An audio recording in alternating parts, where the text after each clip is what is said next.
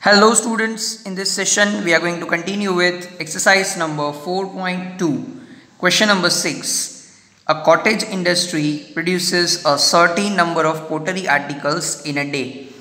It was observed on a particular day that the cost of production of each article was 3 more than twice the number of articles produced on that day. If the total cost of production on that day was 90, find the number of articles produced and the cost of each article. Student, what we have given is कि एक cottage industry है जो एक दिन में particular number of pottery articles बना रही है. अब हमें ये पता चला कि किसी एक particular दिन पे इन आर्टिकल्स का जो cost of production है, मतलब कि एक आर्टिकल बनाने का जो cost है वो 3 more than twice the number of articles produced on that day.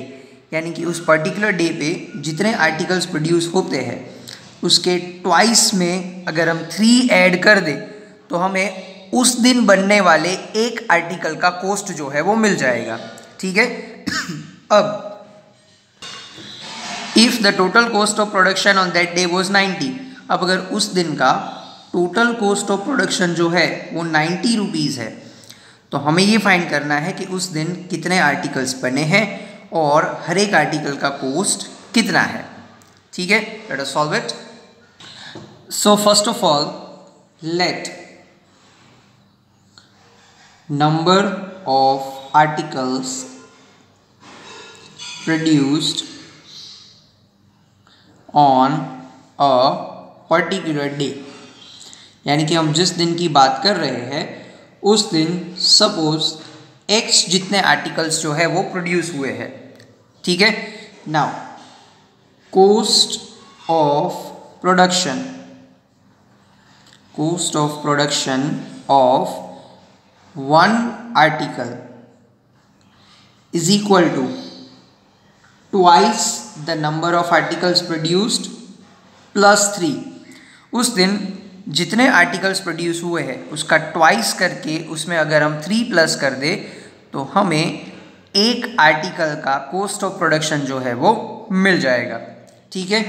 Now total cost of production, अब उस दिन जितने भी आर्टिकल्स प्रोड्यूस हुए हैं उनका टोटल कॉस्ट ऑफ प्रोडक्शन जो है वो है 90.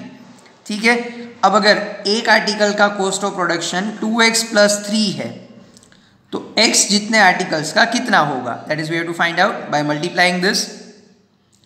सो total cost of production will be x into 2x plus 3 और ये हमें कितना दिया है 90 rupees.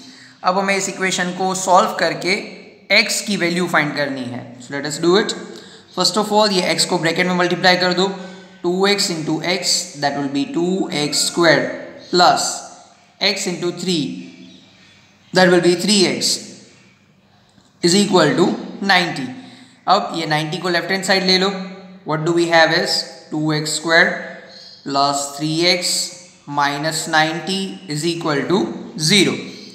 okay, now let us multiply first and the last term. 90 2s are, what do we have is 180. अब हमें ऐसे दो फैक्टर्स फाइंड करने हैं जिनका मल्टीप्लिकेशन 180 है और बिकॉज यहाँ पे लास्ट में माइनस का साइन है तो उसका सब्ट्रैक्शन जो है वो 3 होना चाहिए. ठीक है. तो इस केस में हमारे फैक्टर्स होंगे 15 and 12. When you multiply 15 by 12 what we will get is 180 and when we subtract 15 and 12 what do we get is 3. ठीक है. तो हमारे फैक्टर्स है 15 और 12. अब हमें इस 15 माइनस 12 को 3x की जगह पे लिखना है. ठीक है. So let us do it. First term 2x square will remain as it is. फिर 3x की जगह पे we will write 15x minus 12x minus 90 is equal to 0. अब 2x square as it is, ये ब्रैकेट जब open करेंगे बाहर plus का साइन है so this sign will remain as it is. So what do we have is 15x minus 12x minus 90 is equal to 0. Now इन दोनों में से कुछ भी कॉमन नहीं आएगा सिवाय x के, तो तो हम लोग x कॉमन ले लेंगे और ब्रैकेट में बचेगा 2x प्लस यहाँ से x रिमूव हो गया तो बचेगा 15। ठीक है, नाउ फर्दर यहाँ पे नेगेटिव का साइन है तो हम माइनस कॉमन लेंगे और here we can have 6 2s and here we can have 6 15s। तो इन दोनों में से हम 6 को कॉमन ले सकते हैं। So by taking 6 as a common, first term में से 6 रिमूव कर दिया तो क्या बचेगा 2 और x। अब बिकॉज हमने नेगेटिव का साइन कॉमन लिया है तो ये साइन हो जाएगा प्लस और यहाँ से भी 6 कॉमन आ गया है तो we will have a 15 over here is equal to 0। Now on further solution we will have 2x plus 15 as common, so 2x plus 15 in one of the bracket और दूसरे ब्रैकेट में होगा x minus 6 is equal to 0। अब दोनों को बारी बारी 0 के साथ इक्वलाइज करो। 2x plus 15 is equal to 0 and x minus 6 is equal to 0। From this x will be minus 15 upon 2 and from this x will be equal to 6।